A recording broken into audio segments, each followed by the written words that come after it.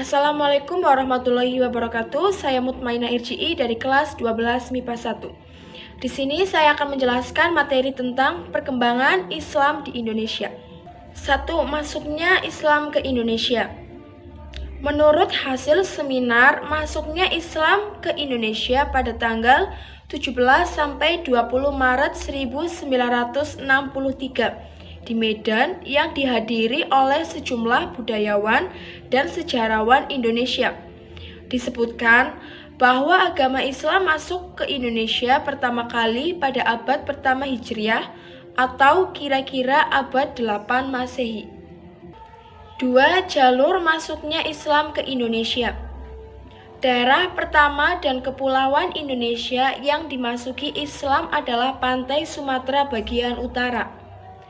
Wilayah-wilayah Pulau Sumatera selain pantai Sumatera bagian utara, Jawa, Sulawesi, Kalimantan, dan Maluku. A. Jalur utara.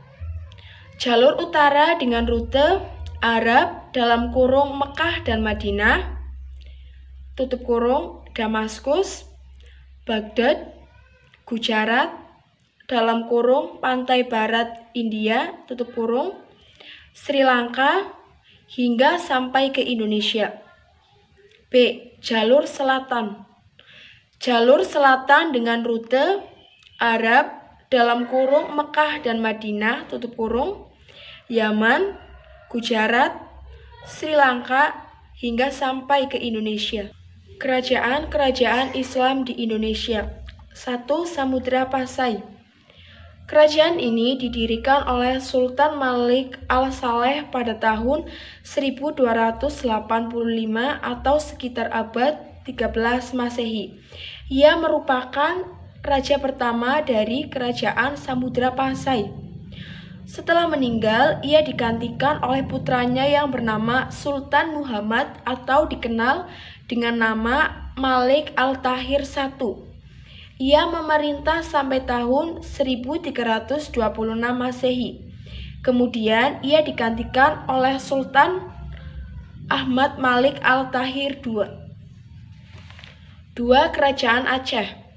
Kerajaan Aceh didirikan oleh Sultan Ibrahim yang bergelar Sultan Ali Muhayyad Shah atau disebut juga Sultan Ibrahim. Kerajaan Aceh mencapai masa keemasan pada masa pemerintahan Sultan Iskandar Muda.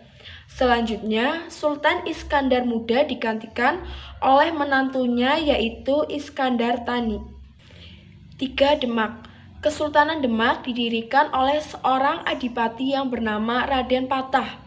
Untuk menghadapi Portugis, armada Demak yang dipimpin Pati Unus atau putra Raden Patah melancarkan serangan terhadap Portugis di Malaka. Oleh karena itu, Pati Unus diberi gelar Pangeran Sabranglor, yang artinya pangeran yang pernah menyeberangi lautan di sebelah utara Kesultanan Demak. 4. Pajang.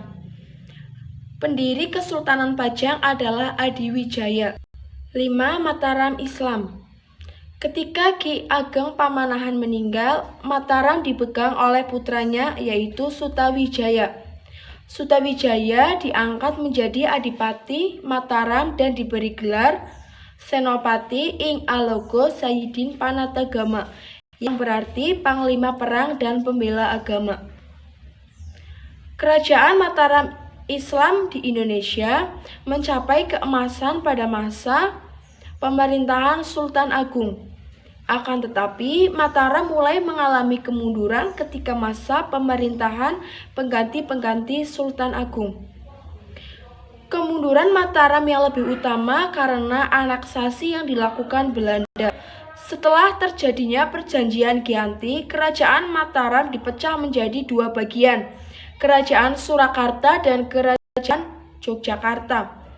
Lebih dari itu, dengan adanya Perjanjian Salatiga, Kerajaan Surakarta terpecah lagi menjadi dua, yaitu Mangkunegaran dan Pakualaman atau Kasunanan.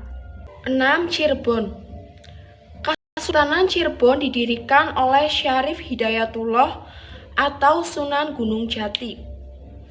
Ketika Sunan Gunung Jati menua, Kesultanan Cirebon diserahkan kepada putranya Pangeran Muhammad Arifin dengan gelar Pangeran Pasarean. Sepeninggal Pangeran Pasarean, kedudukan Sultan diserahkan kepada Pangeran Sabakingking atau yang bergelar sebagai Sultan Maulana Hasanuddin. Pada abad ke-17 terjadi perselisihan dalam keluarga, sehingga Kesultanan Cirebon pecah menjadi dua, yaitu Kasepuhan dan Kanoman. 7. Banten. Daerah Banten diislamkan oleh Sunan Gunung Jati. Pemerintah dipegang oleh Sultan Maulana Hasanuddin. Setelah Sultan Hasanuddin meninggal, ia digantikan oleh putranya Maulana Yusuf. Kesultanan Banten mencapai masa keemasan pada masa Sultan Ageng Tirtayasa. 8. Makassar. Pada abad ke-16 di Sulawesi Selatan terdapat dua kerajaan, yaitu Goa dan Talo. Kedua kerajaan itu bersatu dengan nama Goa Talo. Makassar dengan ibu kota di Somba Opu dan dikenal sebagai kerajaan Islam pertama di Sulawesi. 9. Ternate dan Tidore. Kerajaan Ternate berdiri kira-kira abad ke-13. Ternate mencapai puncak kejayaan pada masa pemerintahan Sultan Baabullah. Sedangkan raja yang terkenal dari Tidore adalah Sultan Nuku. Muncullah Sultan Hairun yang sekarang menjadi nama universitas di Ternate. Gerakan pembaruan Islam di Indonesia. Secara garis besar ada dua bentuk gerakan pembaruan Islam di Indonesia. Yang pertama yaitu gerakan pendidikan dan sosial, dan yang kedua yaitu gerakan politik. 1. Gerakan pendidikan dan sosial. Mereka mendirikan lembaga pendidikan dan mengembangkan organisasi sosial kemasyarakatan, diantaranya 1. Sekolah Tawalib, 2. Jamiat Khair, 3. Al-Irsyad, 4. Persyarikatan Ulama, 5. Nahdlatul Ulama atau NU, 6. Muhammadiyah, dan yang terakhir adalah Persatuan Islam atau Persis. 2. Gerakan politik. Partai politik Islam yang tumbuh sebelum zaman kemerdekaan diantaranya adalah 1. Persaudaraan Muslimin Indonesia atau PERMI, 2. Serikat Islam atau SI, dan yang terakhir adalah Partai Islam Indonesia atau PII. Nilai-nilai keteladanan tokoh-tokoh dalam sejarah perkembangan Islam di Indonesia diantaranya 1. Nilai persatuan atau ittihad, 2. Nilai solidaritas atau ukhuwah Islamiyah, 3. Nilai pembaruan atau tajdid, 4. Nilai perjuangan atau jihad fisabilillah, dan yang terakhir adalah nilai kemerdekaan atau buriah. Sekian dari saya. Wassalamualaikum warahmatullahi wabarakatuh.